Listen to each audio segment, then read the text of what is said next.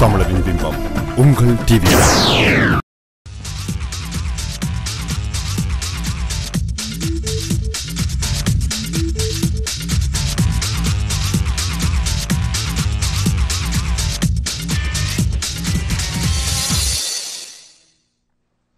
Deepavali Valtakal from all of us here at TVI and CrossRoads. I'm Parthy Kandaval. Thank you for tuning in. Today, we have a very diverse, different, and dynamic show for you today. Beyond yesterday's celebration of Deepavali, today also starts the 6th day observance of Kanda Shasti. To better understand the meaning and significance of these religious holy days, we are joined with Rishi Kamaleswaran, a PhD student in Health Informatics, currently working with the Hospital for Sick Children. After the break, we'll be joined with John LaForet, the principal of Broadview Strategy Group, a political, media, government, and public relations consultancy firm. We'll be discussing the recent Senate and Rob Ford scandals. Finally, in our last segment, I'll be chatting with Gary Anandasangaree about his bid to represent the Liberal Party in Scarborough Rouge Park. As always, we welcome your participation in our show. Please call us anytime during the show at 416-623-8100. Welcome, Rishi. Hi. Thank you for making the time for joining us at CrossRoads. So yesterday we saw, many of us saw the celebration of Deepavali. Mm-hmm. However, some of us don't know the history, the context, and the meaning behind it. So perhaps you can tell us, start off, what is Deepavali? What's the meaning of it? So Deepavali means... it's actually two words, Deepavali, which means rows of lights. So what does light signify? So light signifies the attribute of victory of knowledge over ignorance. Mm-hmm. So in the story that goes basically acts as a premise for this whole thing, it starts with Krishna going to kill or fight Narakasura. Mm-hmm. And the interesting thing about Narakasura is that Narakasura in another context is also the child of Krishna. Mm-hmm. So in an avatar before, Narakasura is born to Hayagriva and Bhuma Devi. So now the child of literally Krishna is in front of him while Krishna is trying to fight Narakasura. So this whole context shows that even though you may be born of a very good family, you could still be influenced by a lot of bad traits or bad influences and then gradually degrade down to a state of ignorance. So Krishna comes in, sees that this person is in a state of ignorance, power hungry, destroying everything that he sees. And not only that, he's captured and held 16,100 women in his jail, acting as no one knows why, but he's kept them there. So to free those people, and to free others from the wrath of Narakasura, Krishna goes into battle. Mm-hmm. And ultimately Krishna defeats Narakasura, and Narakasura asks him at the end that this like my plight, my life, mm-hmm. Going from the state of light down to darkness, should forever be celebrated in a mode of light, in a mode of victory over my own darkness towards this realization that I am now, free from all of this darkness or illusion that was engulfed to me. Mm-hmm. So Deepavali it begins as a show of Narakasura finally realizing that this is a path, and then seeing everyone else celebrate his day or his day of realization with light. Also, enlightening their own light within themselves is another big attribute of Deepavali. Along with this story of Krishna's victory over Narakasura, mm-hmm. There are some who also view it as through the lens of the epic tale of the Ramayana. Yeah. Can you tell us about that? So definitely when Rama defeats Ravana and then he's coming back to Ayodhya, the path that he took down to reach Sri Lanka, every person in every village lights a lamp to show Rama back to his home place.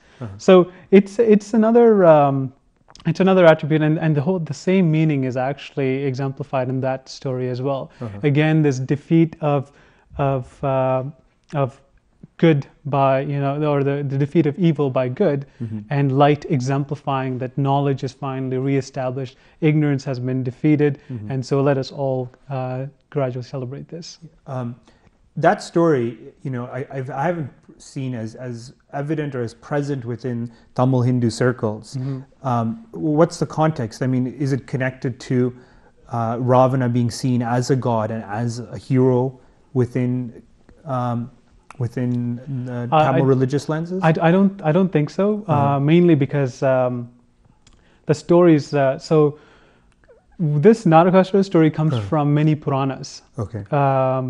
So they come from many different Puranas, and they're all gradually gathered together, and they're accompanied into this Deepavali state.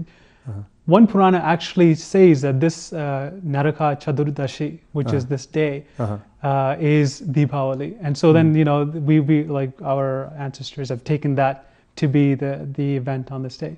But certainly, I don't think that there's any political message or any of that in the thing. Just because I know in the north, the worship of Rama is something that's generally viewed as it's more popular. present. Yeah. I find it interesting that there may be a common link between the two stories. Is that Ravana, as we all know, was a great devotee of Shiva. He had mastered all the religious text, and was seen as a good king. And what essentially brought his downfall then? So with Ravana, it's this idea of he was a good person. He was born of a good. His background is good. He was born from good parents. He was brought up in a very good way, but unfortunately, due to bad influences, and at the moment of the story of Ravana, lust comes in and acts as the predominant motive for whatever he does, which is to go in and to seize another man's wife for his own, even without her acceptance. So in that story, that motivates Ravana to do the things and to capture her, to keep her jailed in one of the jails of Sri Lanka, and then finally, like, just lose everything, lose all his purity, lose all his sadhana and everything, just for this one lust for this female that who wants to be returned to her husband. So that and finally Rama goes in and there's obviously there's a systematic way of like establishing treaties and all that, which all breaks down. So the story is not so simple as to say like this is a good person who went in and was defeated by someone else. It's rather this person did something, and even though this thing was bad, he knows that this was bad. He just doesn't want to admit it or to give up his taste for that. There's a video clip I'd like to play. Sure. It features a popular blogger called Superwoman and her little thing on Deepavali or Diwali. That's right, it's Diwali now, white people. If you don't know what Diwali is, don't feel bad. You're clueless. Don't worry about it. I have no idea what St. Patrick's Day is about. As far as I'm concerned, that's the day that the leprechaun from Lucky Charms was born. It happens. Diwali! My dear non-brown people, you know how you're always wondering why your annoying brown neighbors never take down their Christmas lights? It's because tonight we turn our Christmas lights on to celebrate Diwali, the festival of lights. That's right, it's the festival of lights, the first and last time in a year that brown people don't care about their electricity bill. Our lights are on, we light candles, we do the fireworks, we take little clay pot thingies, throw some oil in that ish, grab some cotton, stretch that ish like dalsim, roll that up, throw that in the pot, light that ish on fire, and just go Muripia. Okay, so in that clip, as humorous as it was, I thought she brought up a very relevant point. That's right. She used the example of St. Patrick's Day, and over time, one can say that the meaning, its original true meaning, is being lost. Do we face that same reality with our cultural and religious celebrations, such as Diwali or Deepavali, that over time, or even currently now, that many of our youth don't know or don't connect with its original intent? For sure, yeah. I think that's a definite possibility. But I think, as with any symbolism, it comes up pretty fast if it's established firmly within that individual. So take, for instance, Deepavali. Just knowing that it's a festival of of light, of victory over darkness. That resonates with a lot of people. You don't have to know the story of Narakasura or the story of Ravana. If you're told that Diwali is a time that you reflect on yourself and you think about just what is my darkness? What is that darkness that's within me? And what is light to do with it? But if it's framed in that kind of abstract theoretical context, would young people or children identify with as much as a story with the connected, Yeah. So actually, I want to bring up like a really interesting point that you raised. It's this idea of stories, right? So even within this story of Narakasura, we see that he's killed, but the tenets of Hinduism is such that it says he's not killed. So there's a differentiating factor.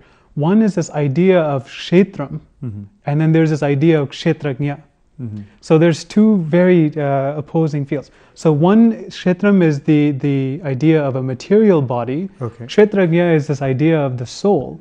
Kshetram eventually is perishable. Kshetrajna is something that is imperishable. So even though Narakasura or Ravana or whoever it may be, their perishable body may be destroyed, but their imperishable soul continues forever because it is eternal. The idea behind these, like the aim of the story is to direct this person towards this idea that, wait, why is it that Ravana, having been killed by Rama, is achieving moksha, is achieving liberation? Why is it that Narakasura, after being killed by Krishna, is achieving liberation? This makes no sense. If I'm going to kill someone, I'm going to kill it out of hatred. I'm not going to kill it so that they're freed from whatever it may be. So the Puranas are actually telling different audiences different messages. So if you're a young child and you're listening to something like this, you're obviously going to take the message that there's two people fighting. This person's a good person. This person's a bad person. But as you start to mature and as you start to get an insight into just what exactly is happening, why did this person become bad? The person itself is not bad. It's whatever they do. Soul, exactly, whatever they do, the actions that they do, the thoughts that they think of, the voice that they speak. So those attributes may be bad, but qualitatively, this person is neither good nor bad. They're neutral, right? Their tendencies towards good and bad, but by their nature, they're very subtle. Okay. So that's the idea that they start to put in these Puranas, and I think that as people gradually mature to a level that they understand things more deeply, then listening to different aspects of the same story gives them complete different realizations. All right. Let's move on to the Kanda Shasti Virdam, which is starting today. Lasts for 5 days with the Suranpur and the Tirukalyanam after. Right. What's the story behind the Kanda Shasti? So Kanda Shasti is a very similar story, but this is the birth of Kartikeya or Murugan. So again, there's another Ashura, there's another demon that is causing havoc in this world. People run to Lord Shiva to ask for, what do we do? How are we to suffer? And Shiva says, don't worry, there will be a son that will be born who will save you. And so from his third eye, which is called Jnana, the eye of knowledge or the eye of wisdom, comes out a flame that is spread across and forms 6 individual strains. Philosophically, it actually represents 6 attributes or siddhis of the yogi. And each of those things come together to form this one divine individual, this divine being, this god called Murugan. And Murugan, as a boy, defeats or goes to war with Suran and defeats Suran in war. Defeats all the others and wins over, and you see that Suran again at the end of this is someone that becomes realized, and he realized, and he asks Murugan, "I want to be with you forever, because I know I've realized what I've done and I know the truth." So then Murugan accepts him as one his kodi, his like flag, and the other one as his vahana, which is the mail. So in two ways, Yeah. he's always with Murugan, even though he is the arch nemesis. Uh-huh. So you start seeing this very common So trait. what's the significance of the fasting? Why? I mean, it's Right. not obviously not for the Kanda Shasti, Right. but fasting is predominant in a lot of holy days. So it's this idea of discipline. Fasting is to attain some strong discipline so that you control whatever you previously were not able to control. So this starts off by saying, like they'll say, in Kanda Shasti, there are 6 days, and the ancients have prescribed that you start those 6 days with some sort of fast, whether it be fast from food, or whether it be fast by doing something charitable, whatever the fast may be, do the fast. But the purpose of the fast is so that you, over these 6 days, discipline yourself to just do that one thing. And slowly, as you start disciplining your mind, and as you start disciplining your speech, and you start disciplining your clean and all that stuff, you start to really become prepared to listen to things like knowledge of good, and you pay attention to those attributes. And so then, by preparing you in that way, by cleaning your body, by cleaning your mind, by cleaning your speech, you are at a position where things that previously you couldn't fathom, all of a sudden start to make sense to you, because you see that I'm not someone that is waking up in the morning, eating my breakfast, eating my lunch, eating my dinner. I'm someone that seems to be constant throughout all these things, even though the days continue to change, the meals continue to change, the people I come across continue to change. Is it to reinforce or the relationship between the mind and the body? I think it's to establish the relationship between the body, or the difference between the body and the soul. Okay. It's to show that the body depends on these things, but the soul is independent of these things. And by fasting, you start to, it's called, there's a term for this, upavasam. Upavasam actually means upa, vasa iti upavasam. So you come close to God. You attain a state where upa means literally residing next to. So you come close to to God, and by becoming, how do you become close to God? Your body can't go near God, but your soul, your mind, your all of these other attributes can. And so by nearing that position, you're calmer, you're peaceful, you're more happy. All right, thank you, Rishi. Yeah. Dear viewers, we're going to, before break, we're going to play a bit of the Kanda Shasti Kavasam.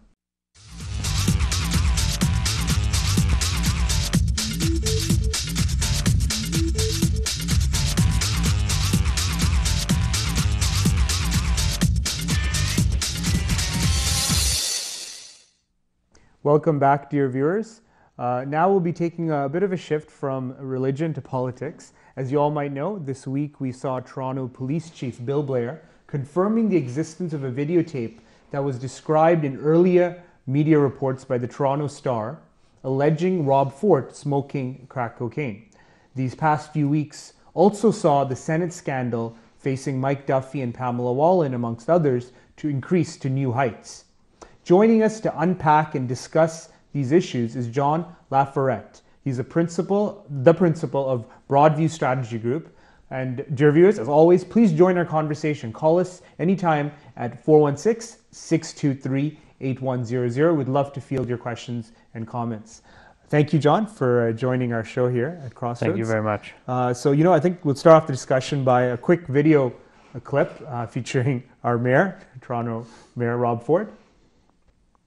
What can you tell us about the police probe that you are a focus of the police probe? Guys, can you get off my driveway, please? Sandra Lisi. Can you get off my driveway, What please? can you tell Can you get off my driveway, please? What can you tell Can you get off my property, please? Can you get off my driveway, please? Can you get off my driveway? Can you get off my property, please? Don't get off my property! I'm leaving! Can you get off my property? I'm leaving! Okay, thank you. Thank you very much. Get off my property. Thank you. You're off your property. Thank you very much. Tell us about your investigation. What don't you understand? Get off the property, partner. Get off. Thank you. Thank you very much. Are you the focus of the Thank police you. drug Thank investigation you. related to Sandra Thank you. Lisi, Mr. Mayor? So, John, that was an interesting, to say the least, footage of our mayor. What prompted this was the press conference held by Toronto Chief Bill Blair, about the message that such video exists and alluding to the earlier media reports from Cawker and the Toronto Star. What's the significance, the political significance of that statement by the police chief? It's quite significant because it demonstrates the story that's been out there, since earlier this year about Rob Ford and crack cocaine has some validation to it. There's an extensive dump of evidence as well into some of Rob Ford's associates, and his name comes up repeatedly, as does evidence that may actually be even more damning than just the video itself. So I think for Rob Ford, this will be a red letter day in his own personal history when certainly things have gone from being defendable with his previous tactics to having to go a totally different way now. And what are the political consequences for him now? Do you think this is a serious dent in his chances for re-election?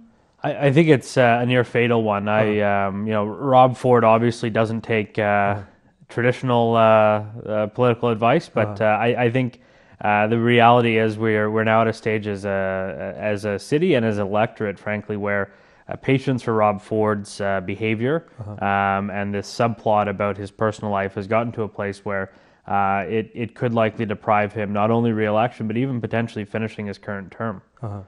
Interesting. What are the possible next steps? A lot of people are wondering, okay, so what? And where I teach, a colleague of mine asked, could we impeach him? And such protocol doesn't exist. So what could happen? Yeah, so one of the challenges is that until he's found guilty by a court of law, Rob Ford has every right to stay mayor. The province has affirmed that, saying that they have no power to remove him. Council doesn't have the power to remove him either. So our choices are, whatever Rob Ford decides to do voluntarily, or some kind of revolt that would just grind council to a halt. That's really the only other way I could see this going would be if the executive committee, for instance, were to resign, which would then stop the committees from working, which would prevent council from actually governing. That might create a big enough crisis, but the way our legislation is written provincially, the province can't just replace the mayor. They could replace the whole council, but not just the mayor.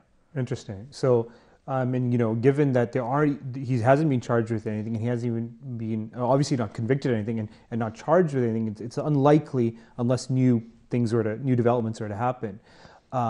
Given that, and his recent refusal to take a leave of absence or to resign, and coupled with his own cabinet, his executive committee who've asked him to take a leave of absence, what's the repercussions of Rob Ford staying in his position as he is now as mayor? I think it's fairly significant in the regard that Toronto is not going to have a functioning mayor. Council obviously has been giving him a difficult time even before these allegations were out there. That's going to intensify. I think you'll now find that a majority of council is offside with the mayor, and there's really two ways that could go. It could either be deadlock, or if the opposition, if we can call them that, to Ford, or the alternative, I guess, is maybe a better phrase for it. If they come together and try and find a way to make the city work, there's a lot that council can do without the mayor, but it's certainly more complicated because obviously, Toronto just changed our rules in 2006 to create a strong mayor formula. That was provincial legislation in the City of Toronto Act. So we don't have that right now. We have a fractured council and a mayor who has such severe personal problems going on in his life right now that he's completely and totally compromised in his ability to do his job. Some will argue that our garbage is still being picked up, our water's running, our parks are being cleaned, infrastructure is happening. So is Rob Ford's personal troubles affecting the running of the city? So, at the same time, if we didn't have a city council, all of those things could still happen. There's the city that's run by the civil service, which does include a lot of the services that we benefit from. Council's role is to lead. It's their job to make decisions on the strategic direction of the city, and that can be something as big as what the capital budget looks like, so what we're investing money into building over the next 10 years, or as simple as rezoning a house to allow for a bigger development on that property. So I think where this is important to look at it is, can Toronto move forward as a city with a mayor that's this damaged and a council that's this fractured, not whether or not the lights and water are going to stay on. And, you know, on that topic, what are your thoughts in terms of what are the major or should be the major priorities of a city like Toronto? So I think right now what City Council's biggest priority has to be is how they actually move forward in a coherent way that allows them to even make decisions. Right. So for instance, transit is a hot file that's been talked about quite a bit. And obviously they had a vote on subway as opposed to LRTs in Scarborough, but that's just one piece of that file. Waterfront redevelopment is one that does require some municipal leadership. And then there's a whole host of other platform commitments that the mayor himself ran on that frankly can't be implemented without the will of council. Sorry, to come back to the scandal, you know, to play devil's advocate, people will say the Ontario Liberal government's $1.1 billion, you know, boondoggle of the gas plants is not getting the same coverage and scandal climate or a climate of scandal being created associated with that than Rob Ford's personal problems. So what are your thoughts on that? I think it's a fair statement. I mean, the gas plant scandal, when compared to all the other contemporary issues in Canadian and Ontario politics, is certainly the most expensive scandal we're facing. It's the one that actually involves elected decision makers making very seriously bad decisions with public money. But I think the big difference with the Rob Ford scandal is how personal it all is. So it's one of those human interest stories that I think people naturally attach to. And for the media, it's far more sensational than you know, who made the decision to cancel the gas plant scandal and what contract they didn't read before they did it. Right. So one is a very dry, much more technical, but also far more expensive and far more damaging, you know, scandal by way of what it's going to cost Ontarians, the impact it has on our electricity generation. And the other, Rob Ford scandal, is far more personal, but also the details of it are far more sensational. Is that a validation of the Ford brothers and their supporters' claim that, you know, there's a media bias against them? So I think in the past there certainly has been a media bias against them, and to an extent, I mean, they obviously overplayed that argument well above and beyond the extent of the media bias. But I think generally now that we know that the claims of the Toronto Star have been substantiated with police evidence, to say that there's a bias might be a bit of a stretch because the media really has been validated with what's happened. You know, whether or not the stories about you know, Rob Ford and his particular style of football coaching, whether or not he was too aggressive on players, which is what started the feud between the Ford brothers and the Toronto Star. That may have been closer to a media bias than this. This is really investigative journalism at its finest. I mean, if you look at what's happened here, the Toronto Star's investigation has mirrored the police investigation. So it just shows you that there is actually some good journalism still happening here. On that topic of integrity, was it appropriate for Bill Blair to comment? I mean, the role of the police is to provide the evidence for the courts to make the decision. Was it necessary for him to validate that video was the same video that the Toronto Star reporter saw? I think his press conference was necessary because the story is obviously within the public interest. The only part where I would really, you know, give him bad marks would be sharing his personal opinion. The police chief in a case that's receiving so much attention does have a responsibility to update the public because it is a matter of public interest. Validating the video by saying it is similar to what the Star described, I think that can still be appropriate. The part that isn't appropriate is where he described his personal disappointment. And I think Chief Blair is obviously going to be quite cautious going forward because you know, he is responsible for the enforcement of law in our city, and the mayor, who's, you know, in theory responsible for governing Toronto, is obviously in the police crosshairs as a result of this investigation. You know, one criticism that came of the media's coverage of this video scandal is that not much has been said about what Rob Ford is purported to say about, you know, calling, you know, using a derogatory thing against minorities and calling Justin Trudeau a fag. What does that say about the focus of our media? I think it's a statement that the comments the mayor made are obviously without a doubt inappropriate, and I think that would be understood nearly universally by Canadians.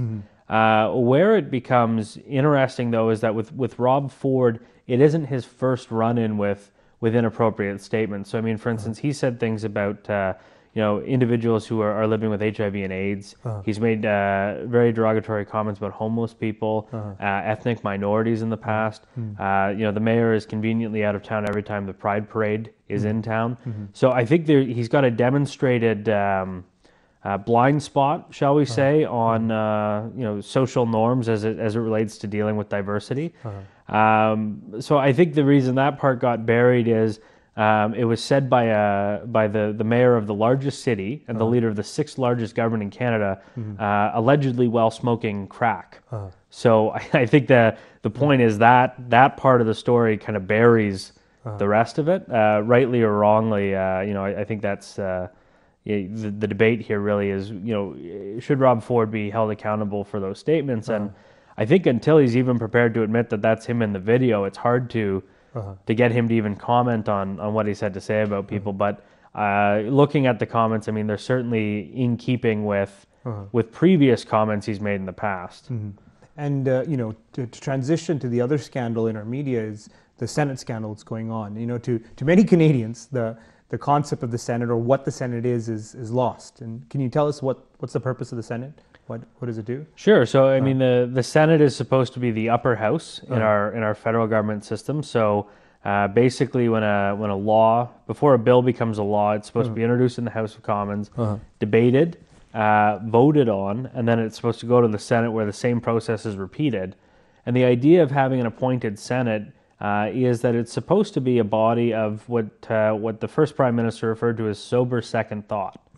So it's supposed to be where people who don't have to worry about elections or popular opinion are able to really dig their teeth into a bill and determine whether or not it's in the best interest of the country. Right. Senate's a noble idea. In practice, though, the Senate has lost a lot of its power over the last several decades. One of the major criticisms against the Senate is it's become a place for the Prime Minister to appoint people to, it's a patronage and it's his or her buddies, right? And so as a result, it doesn't have the mix of the right people. Is that a fair criticism? Absolutely. I mean, if you look at who made up the first Senate, it was largely provincial politicians, former premiers, fathers of Confederation, and so I mean, if the Senate was what it was meant to be, it would have a whole lot more value and relevance in the lives of Canadians. But to your point, the fact that it has become a patronage appointment, and it's where former staffers from the Prime Minister's office go, loyal fundraisers, defeated candidates. This isn't what it was meant for. And because of that, it's lost a lot of its ability to actually use its power in the best interest of Canada, which in turn has made it even more illegitimate. So what exactly, very quickly, what's happening with Duffy, Wallin, Pamela Wallin, and Patrick Brazeau? So, I mean, those three senators are all under investigation by the RCMP. And in each case, the RCMP has suggested that they've acted improperly and potentially illegally. And the Auditor General is also investigating to determine, the degree to which money was misspent. A big focus, though, has not just been on quantifying the amount of money that has been misspent and getting it paid back. It's also been heavily on whether it was in good faith or bad faith. So whether or not these were clerical errors and accidents, or whether this was a systemic plan to defraud the Canadian taxpayer. And is this really a scandal? It's getting a lot of media coverage in the TV and press these last week and maybe 2 weeks. But if you look at the money involved, it's not more than 200,000 or something, around less than $500,000. Let's put it that way. Definitely. Sure. Is it scandal level as, say, the sponsorship scandal was under Kachin and Martin, which was in the hundreds of millions? Yeah, I think by way of dollar value, this is not a scandal on the same degree as many others we've seen. But it doesn't matter whether you're in the United Kingdom, Nova Scotia, or Canada. I mean, each of those three jurisdictions have now had spending scandals involving politicians. People take this stuff very, very personally because it's such an abuse of money. Where it becomes somewhat problematic is when you're looking at the approaches being taken to this. So 5 senators have broken these rules allegedly, or under investigation for that. And instead of focusing on whether or not the Senate rules are appropriate, we're dealing with individual senators and their intent. So, I mean, if Pamela Wallwin didn't know the rules, it makes sense that she would have filed inappropriate claims for a total of 3 years. Okay. Right? It's one thing if she did it and then stopped and then did it again, but it's not clear to me that our focus is in the right place. Will this hurt Harper politically? I think it does hurt Harper, and where he gets hurt is the fact that there has been an attempt to cover up some of the details around Mike Duffy in particular. Certainly the repayment of $90,000 that originated from his chief of staff hurts, and the involvement of the Prime Minister's office in trying to make this go away without actually dealing with the core of the problem is also hurtful to the Prime Minister. Right. Thank you, John. It's time for a quick break. Dear viewers, join us after these brief announcements.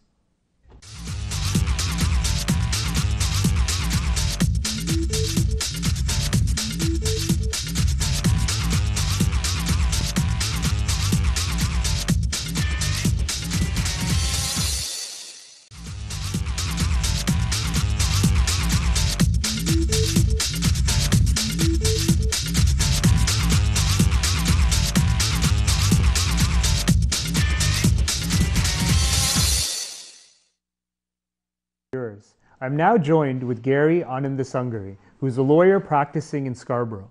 He's currently running to become the Liberal candidate to represent the party in the new riding of Scarborough Rouge Park. Thank you, Gary, for making the time to come and chat with us. Thank you, Parthy. I'm glad to be here. So this is a big step, and tell us about it, and why now, and where are you running? Of course. It was a very difficult decision. I've been contemplating this for a number of years. I've had a number of people talk to me over the years. I wasn't ready. I didn't feel I had much to contribute at that point. I was always involved in the community in a number of different settings. I've had a number of leadership roles. I've also represented the community on a number of very significant issues. But I still felt that I needed to have a few things settled in my life, and particularly a career, as well as a fairly good record before I jumped in. And a beautiful family. And a family, of course. So things have come together, and I feel at this point it's a good opportunity for me to come forward and to be able to express my concerns. I think I have a lot to bring to the table. I have a lot to bring to one of the things that I want to kind of distinguish is that I don't want to come in as a Tamil candidate. Definitely. I want to come in as a candidate who happens to be Tamil, but who's also very well versed in a diverse set of issues, and be able to represent the people of Scarborough Rouge Park. Scarborough Rouge Park is the brand new riding. It was created, it's a creation of really Scarborough Rouge River, Pickering Scarborough East, as well as Scarborough Guildwood. And the three different dynamics for those ridings are quite complex, but at the same time they're exciting because they bring different facets to represent. So first, the Rouge River component has a new urban national park. It has Malvern, it's significant pockets of the community there. There's the University of Toronto, which is part of Scarborough, Pickering Scarborough East, the lakefront. So in terms of landscape, it is quite diverse and quite magnanimous. In terms of people, it's as diverse as you can get. And I'm quite excited because we literally have everyone under the sun living under this new constituency. That poses great opportunities because I think this is where my experience comes in to sort of help people who are from different backgrounds, who have faced different obstacles, and be able to sort of cultivate relationships that can make sure that there's access. There's access to government, there's access to services, and basically a seat at the table. And what I represent is, not my voice, but voice of many many communities that for a long period of time didn't feel that they were represented. Right. Voters, tend to look at the party brand, the leader, and of course the candidate, right? And they'll be getting to know you as well over the next year or so. In terms of the leader, presumably you believe in Justin Trudeau as a leader. Why would you perhaps represent him, want to represent him in your riding? Leadership is absolutely important, and I think one of the challenges the Liberal Party has faced over the past 3 decades is that there's always been leadership rivalry. Right. We've had great leaders. We've had the leaders of the likes of Chrétien and Trudeau Senior and Martin, but in the last 2 decades at least, there was some tension, which resulted in the party not being cohesive enough. I think what we have right now is a new opportunity. There's a complete generational shift. Justin's 42. He understands the different dynamics of this country, but he's also willing to take bold positions. It is not about telling you what you want to hear. It's about telling Canadians that of the values that we represent as a party. And I think that's why Justin's quite exciting. I mean, one of the first conversations I had with him during the leadership, or just before the leadership, is, what do you see rights to be? We have the Charter of Rights and Freedoms, but what does that really mean? And I was really taken aback by what he said. He said, if the 20th century was about defining what the rights were, the 21st century is about giving life to those rights, which is quite a dynamic point of view, because what we want to do right now is to make sure whatever we have on paper is actually materialized in real life. It means that the concept of diversity doesn't stop at song and dance and the temples and the and the festivals. While they're fantastic, it doesn't stop there. It goes much beyond in understanding the intricacies of the communities and the diversity that we have, and being able to fulfill. If it's an issue of wearing a turban, well, that should be an absolute right to wear a turban, and there should be accommodation in different parts of this government in every sphere of life, so that person can fulfill their potential, regardless of their differences. If elected, you'd be an MP of Tamil background, and one thing, and with that comes a fine line, and there's some in the community that they can be classified as disappointed with some of our current Tamil MPs' performance on the Tamil file, on terms of our rights and our advocacy. How would you balance that sensitive balance of being an MP for the whole community as well as being a strong advocate for the Tamil question in Sri Lanka? I think what distinguishes me is that I have a track record. I have a 25-year track record from the time I was probably a teenager, in my days of student politics, and then my days running the Canadian Tamil Youth Development Center, representing the Canadian Tamil Congress, being the president of the Tamil Chamber of Commerce. I've developed a long record of representing the community on a whole host of issues. What that allows me to do, I think, is to have a certain level of authority when I address specific concerns of the community. But I also think it's important that we address our concerns in the paradigm of a human rights context, because what we are fighting for, what the Tamils in Sri Lanka are seeking, are equality. Are equality of opportunity, are looking for to fulfill their fundamental rights as a nation, as a Tamil nation.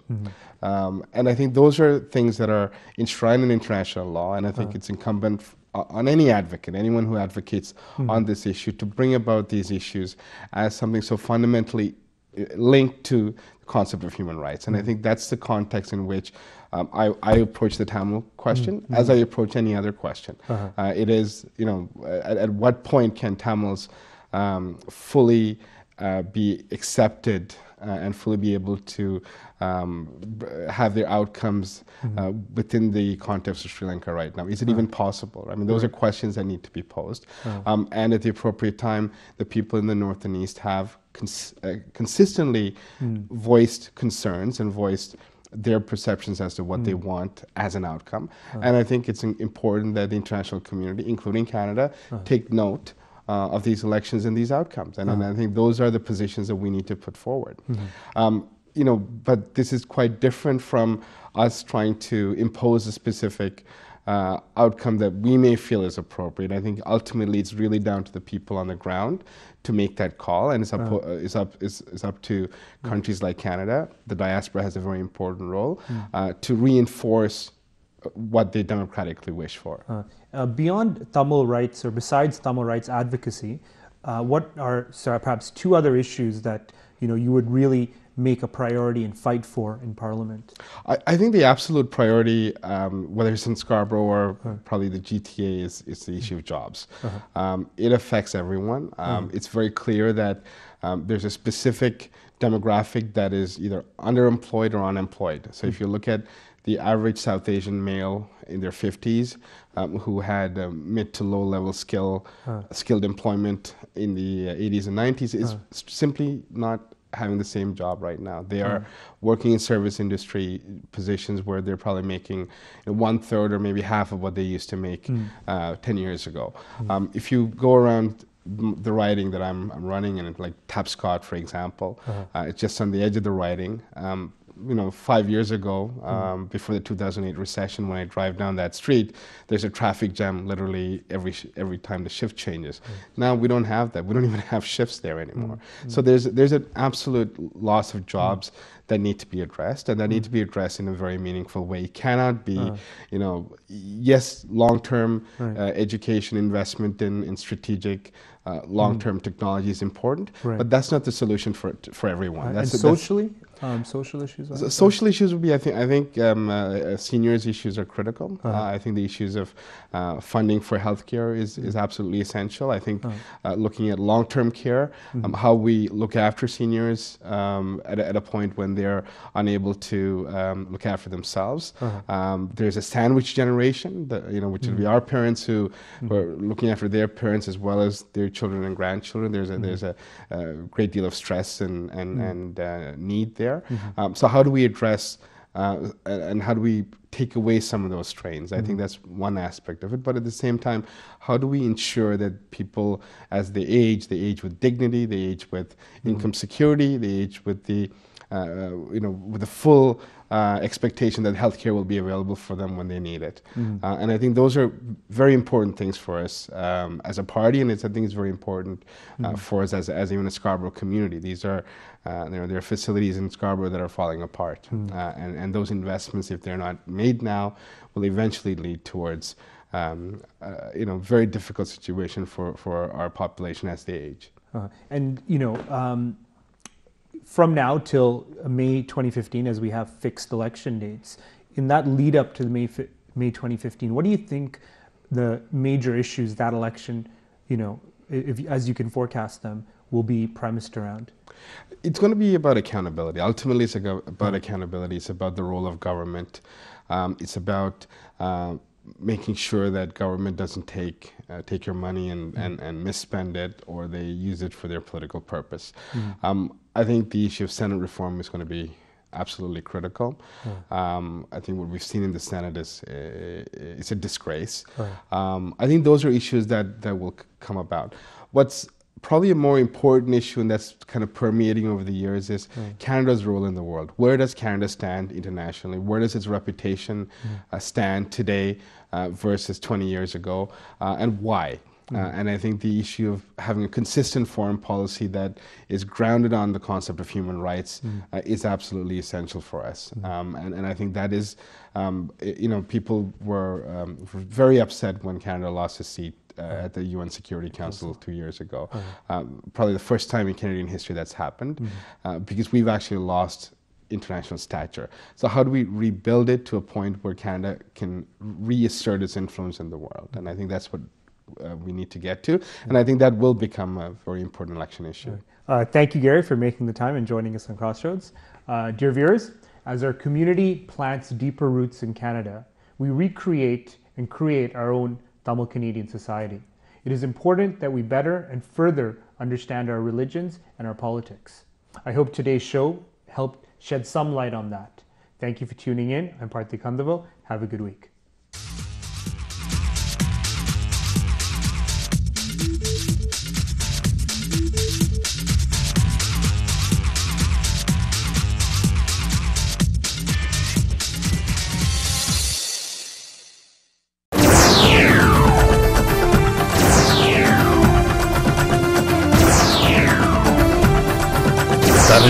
தமிழரின் பிம்பம் உங்கள் TV.